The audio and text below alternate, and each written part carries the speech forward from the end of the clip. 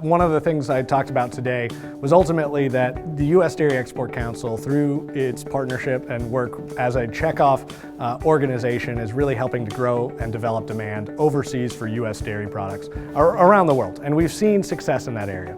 U.S. dairy exports are about to hit 3 straight record years in a row, and we're looking in volume and value of a really strong record year with U.S. exports probably going to close in the year around $9.5 billion in total sales in 2022.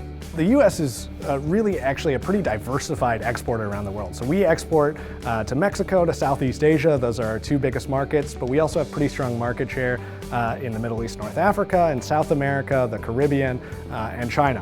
Where we've really seen the growth in U.S. exports as of late has been in Latin America and also in Southeast Asia. We've invested very heavily in there, as have manufacturers and traders, to really build the reputation of the U.S. and exports around the world. The products that the U.S. exports really is different based on each market. So in Japan and Korea, 2 really important markets to the U.S., we're pretty heavy in cheese and in high-value proteins.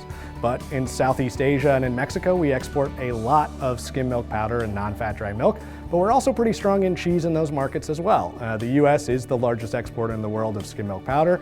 We're also the largest exporter in the world of high-protein whey products. So the U.S. kind of runs the gamut from a more commodity product, including permeate, to the really high-value stuff in high-quality specialty cheeses, commodity cheeses. You know, we have a diversified portfolio that we work with customers to make sure they get the products they need. Yeah, I think the key with innovation and innovative products is always making sure we're making the products for the customer.